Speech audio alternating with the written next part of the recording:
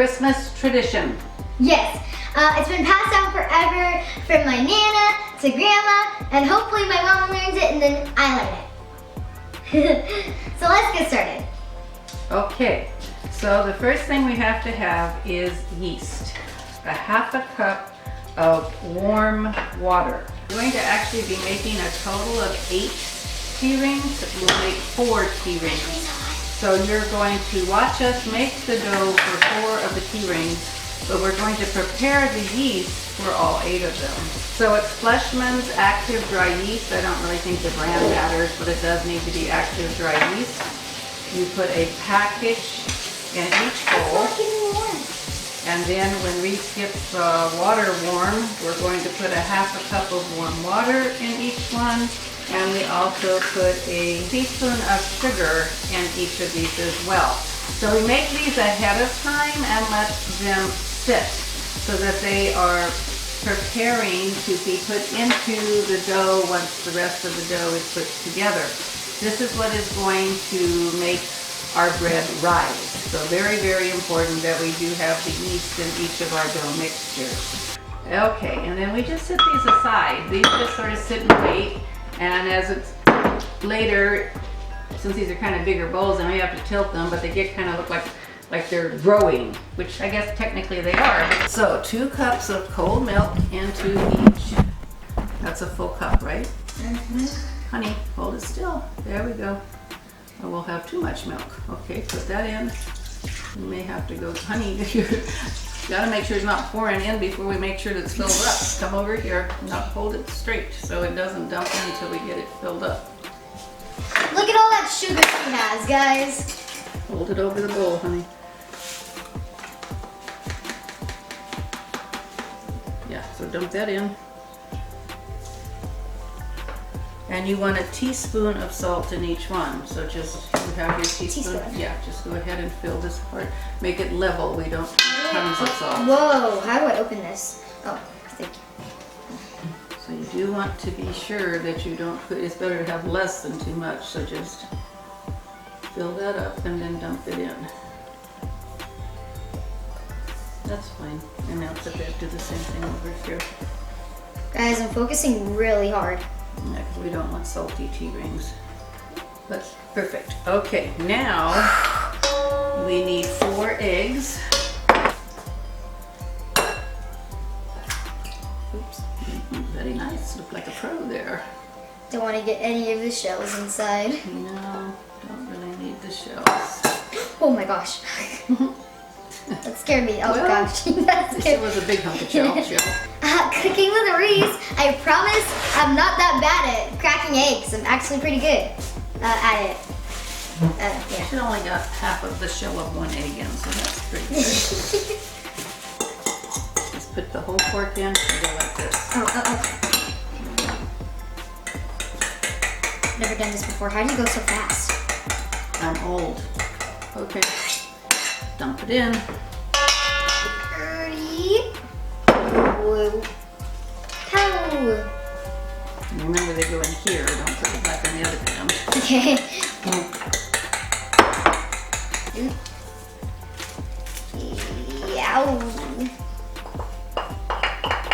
So next step is the butter. And it takes 4 sticks of butter for each of the bowls of the dough that makes the 4 tea rings. 4 tea rings there, 4 tea rings here. So what I'm doing is I'm unwrapping them and sticking them in a bowl because we need to stick them in the microwave. We'll go with like 50 seconds. 50 seconds to see if that will melt. Maybe even 45 because you can always turn it on longer. Sounds like Jeopardy while we're waiting for the final answer. Oh my, give me some of that energy. Oh wow, butter. That looks nice, I guess. Or something. Do we stir it now? We will, but let's get the butter into this pan first, and then you and I will both stir. I like stirring things. Butter. This part may not be the most exciting part of making the tea rings, but it is truly probably the most important. in order to get all the ingredients in correctly. And then after we get it all put together, it has to chill in the refrigerator overnight. So we will finish this part and then we'll be picking it back up again in the morning.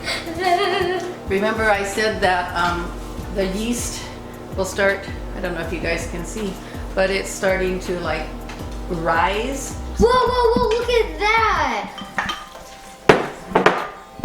All right, now we want to stir this all up really, really well because our next step is the flour.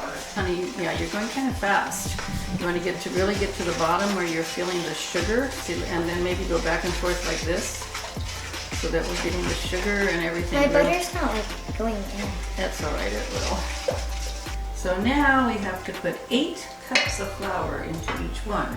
Make sure it's level and dump it in. The one part we didn't show on the video is before we started any of this, we did wash our hands. Yes. Yes, because you definitely want to wash your hands before you start cooking anything. Yeah. But we didn't video that. My arms are already starting to hurt. Wait till it gets harder. It smells good. So far. Mm-hmm.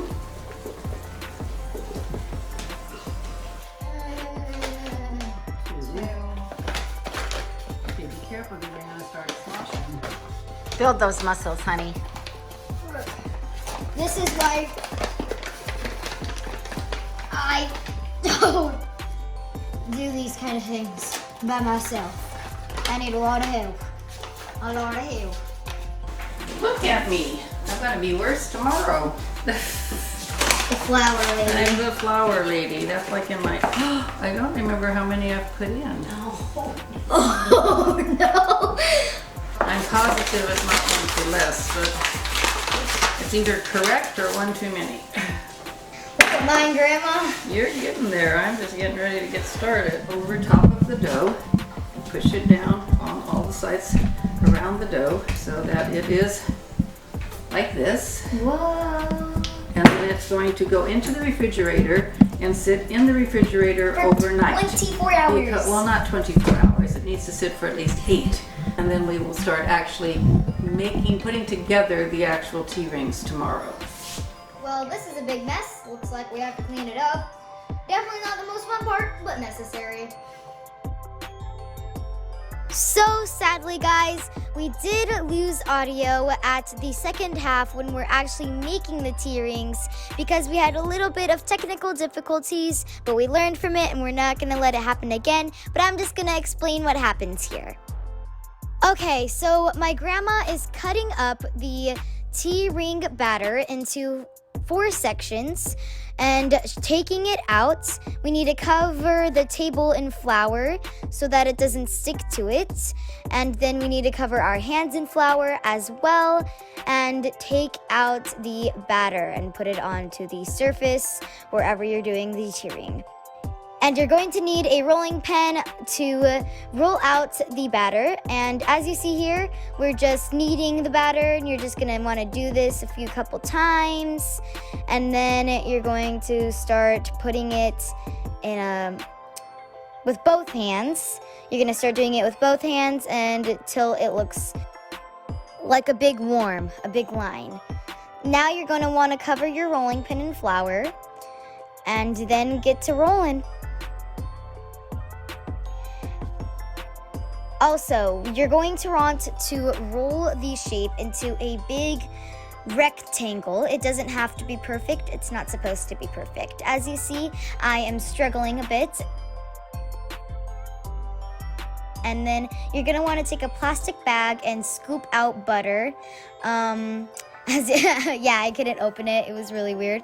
You're going to want to scoop out the batter, and I was having a little difficulty doing it with the plastic bag, so I just did it with my hands. And yes, I did wash my hands before this, do not worry. So we're just rubbing it with our hands, and then we have to take a spoon and cover the whole thing in sugar. Now make sure it's not like piled on there, just evenly spread throughout the whole entire thing with all sugar. Now we're going to do the same thing with the cinnamon and just make sure the whole thing's covered. Now we're going to take raisins and cover the whole thing. As you can see, we are doing that. Our hands were so messy. Now we're going to want to roll it into a big burrito.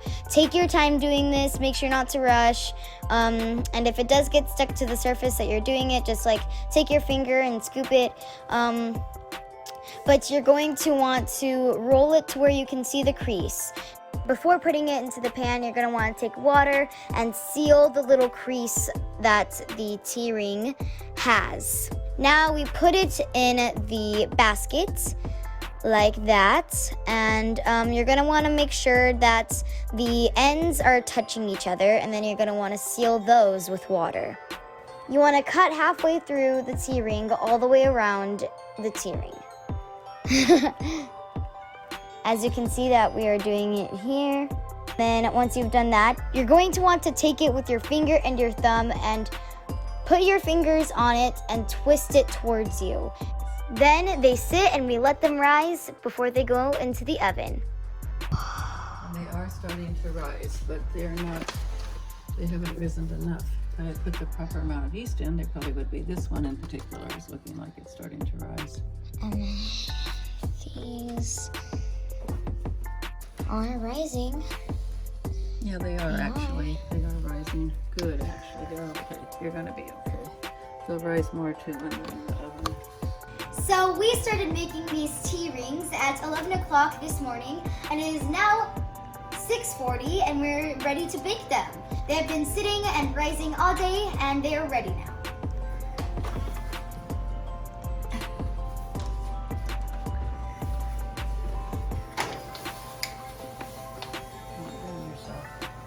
Careful. I've never put anything in the oven without mittens before. Alrighty then. So we'll be back with you for the final step after these have both baked and cooled. We can show you a baked one right now.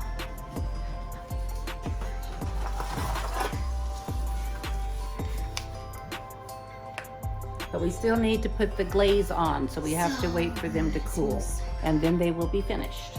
The last step is to eat them.